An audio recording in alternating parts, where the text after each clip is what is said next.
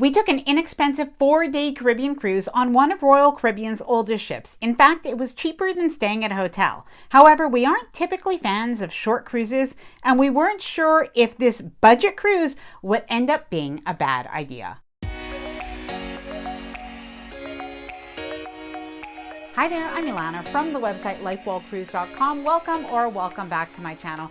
Now, we took this cruise on Royal Caribbean's Freedom of the Seas for very practical reasons. We were already in Florida, and truthfully, when this cruise on Freedom of the Seas came up, we took a look and we saw that the pricing was actually cheaper than a stay at our hotel, and it included all of our entertainment and our food. Now, Freedom of the Seas is almost 20 years old. However, we knew that it had been refurbished just about 4 years ago, and it got some pretty good reviews, but we weren't sure, would a 4-day cruise be a party cruise?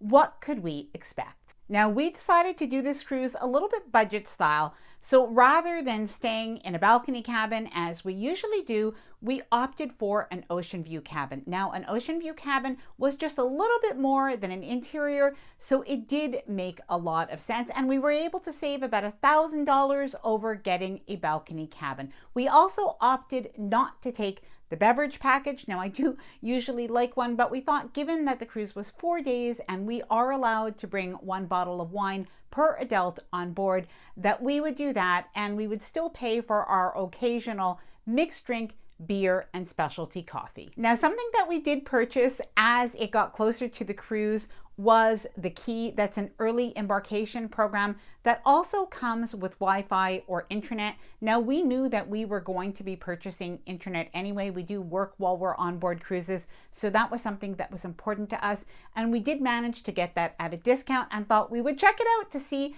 if the Key was actually worth it. Now, in this video, I'll share with you what we thought of our 4-day cruise on board Freedom of the Seas, including what we really liked and thought was fabulous, and the other things that we thought, well, were just not as great. Now, before I get started, I did want to mention that if you like this video, if you find it helpful, informative, or enjoyable in any way, then please do give this video a big thumbs up. I really do appreciate it, and please subscribe to the channel if you haven't done so already. Let's get started. Royal Caribbean's Freedom of the Seas is 156,000 tons, so a pretty big cruise ship, even though it was built in 2006. Now, in 2020, it received a refurbishment at a cost of $116 million.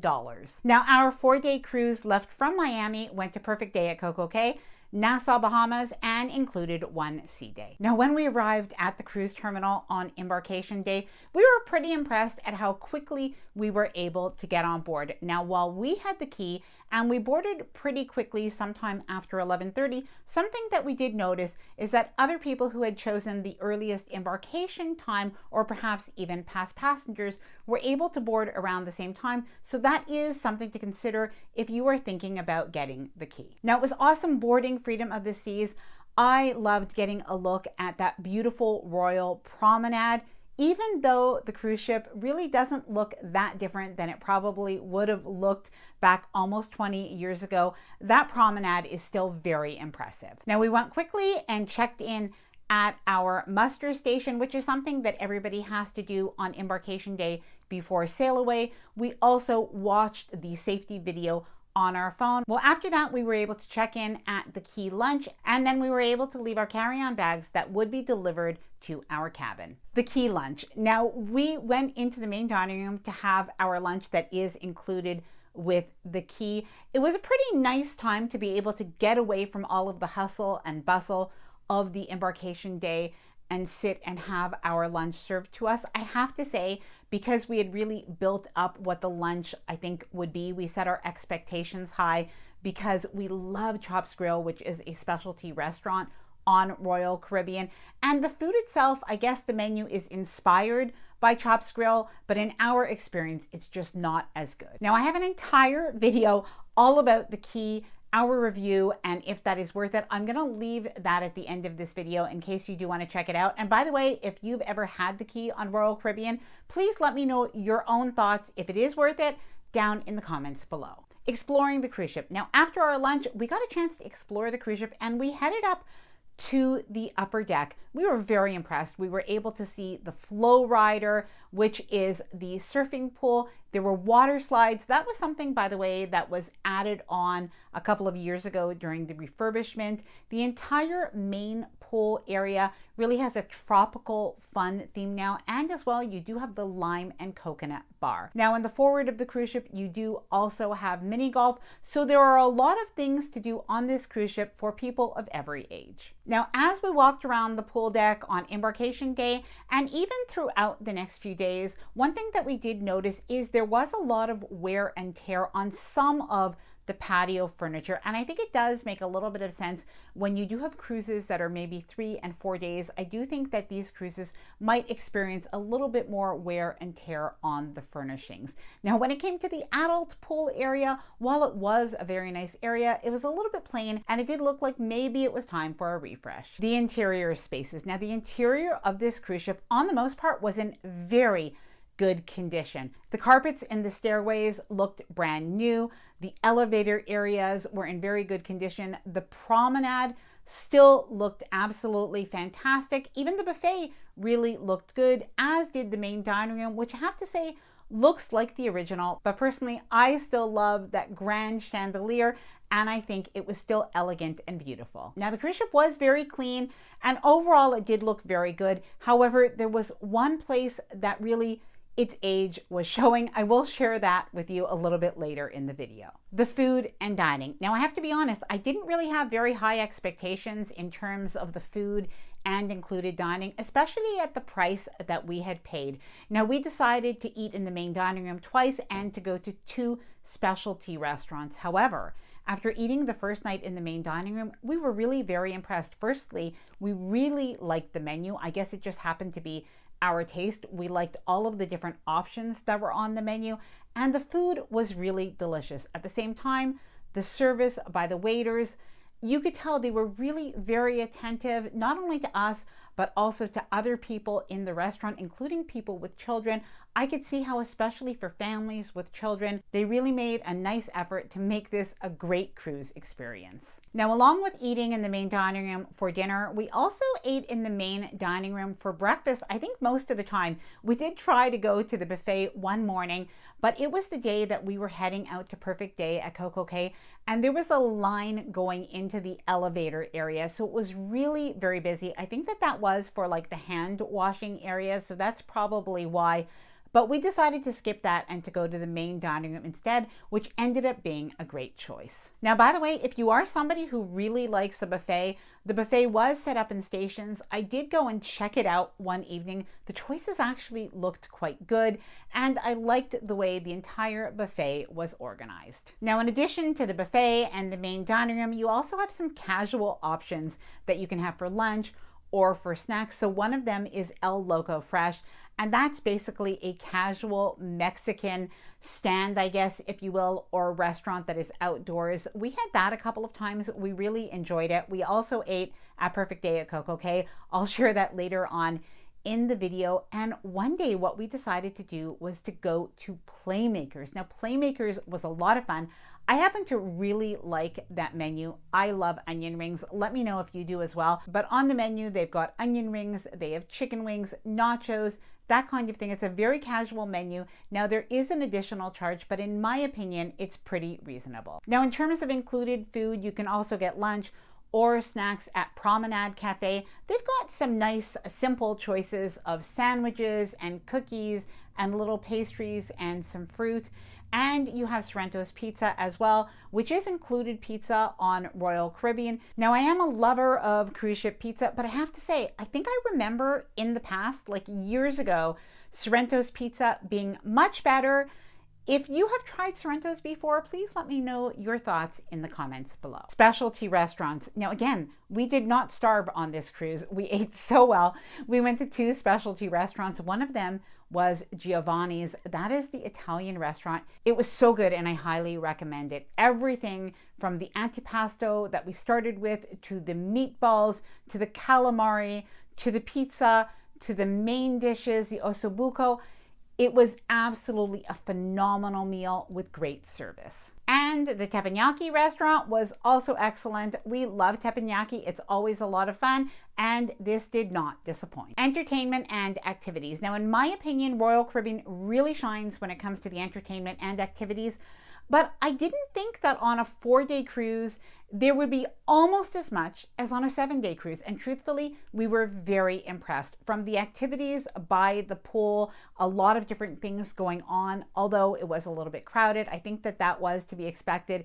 It turned out we didn't know that this was going to be the case, but even though our cruise was a Monday through Friday, it happened to be a school holiday for the Monday and Tuesday in Florida where we left from. So a lot of people did take their kids out of school. There was also a kids sale, free sale, not long before our cruise. So it turned out, I had heard, I think there were 1,500 kids on board.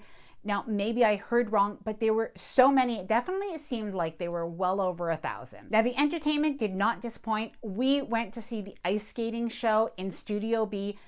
It is one of the very best shows I have ever seen on a cruise. We were so impressed. As well, of course, Royal Caribbean has the Quest in Studio B. If you've never gone to the Quest before, the Quest happens at around 11 o'clock p.m. You want to take a look on the Cruise Compass to make sure that you go, or take a look in the app on your phone. It is so well worth it. I don't want to spoil it for you, but it is an adult scavenger hunt style game, and it really is so much fun. Now, in the main theater, you had production shows. We also saw an illusionist, which was really good, fun family entertainment. In the promenade area, there was always something going on, including live bands, and even one night we did have a 70s party with really fun dancers. Now, that is something that I've seen many times on Royal Caribbean, and it is always so fun to see how guests or the other passengers really get into it. Now, Royal Caribbean also has stuff going on in the pubs where you'll also see live music, and even next to the pool where you will have a DJ. The cabins. Now, when we made our way to our ocean view cabin on embarkation day, as we came down the hallway to our cabin, the cruise ship definitely looked like I remembered cruise ships looking back in 2006. So not much change there. And then when we got into our cruise cabin, after using our cruise card to actually put it into a little card slot, I haven't seen that for many years.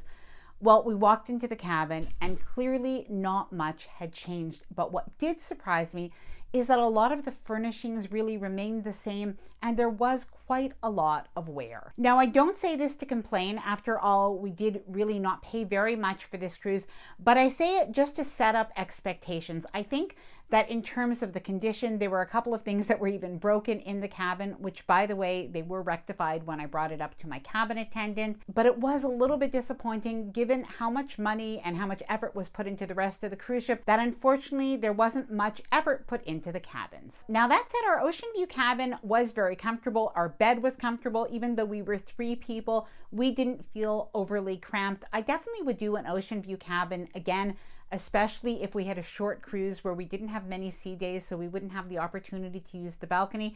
And we did have enough storage room, especially for a short cruise. The Wi-Fi. Now, the Wi-Fi overall worked really well on Freedom of the Seas. So it was pretty impressive, except unfortunately in our cabin. So we didn't have a lot of time that we spent in our cabin, but we were working a little bit, so it did make it a little bit difficult. Now, in our case, we need Wi-Fi when we are working on a cruise ship. However, if I was not working on a cruise ship, this might even be something that, just to save money, that maybe I would skip buying the Wi-Fi, especially if I knew that I had 2 ports where I could perhaps use an international plan if I had it. The crew and the service. Now, even though things were not perfect on this cruise ship, the service and the crew were pretty close to perfect. The waiters, the staff around the cruise ship were so friendly, so accommodating, and you could really see how they seemed very happy and at the same time really so helpful with all the guests. Now I'm going to talk about our cruise ports of call, and then I will share with you who the clientele was during our cruise, and as well who I think this cruise ship is for. Perfect day at CocoCay. Now, we could practically book a Royal Caribbean cruise just for Perfect Day at CocoCay. I like it so much. It is full of activity if that is something that you want. And as well, there is the included lagoon pool. I think that that is a really fun atmosphere.